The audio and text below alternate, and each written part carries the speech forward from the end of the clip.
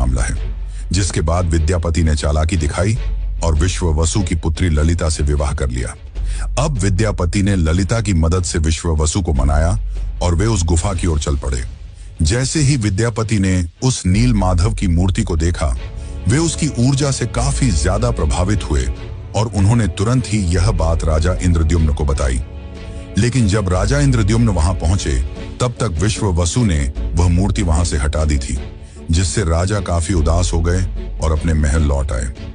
इसके बाद फिर से रात में भगवान विष्णु उनके सपने में आए और कहा कि पुरी के तट पर एक बड़ा नीम का पेड़ बहकर आएगा, तुम उस पेड़ से मेरी नई मूर्ति बनाना।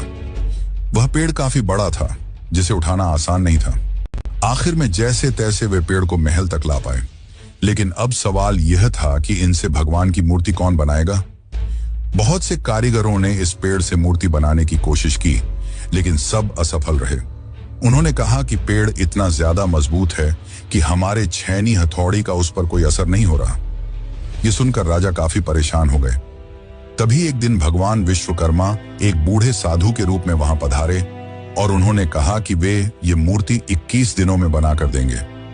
राजा काफी प्रसन्न हुए, पर उस बूढ़े आदमी ने एक शर्त रखी।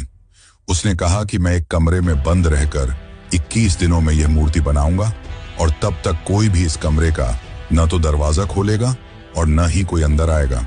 राजा ने उसकी यह शर्त स्वीकार की और फिर मूर्ति बनाने का कार्य शुरू हुआ। दरवाजा बंद किया गया और कक्ष से छेनी हथौड़ी की आवाजें आने लगी।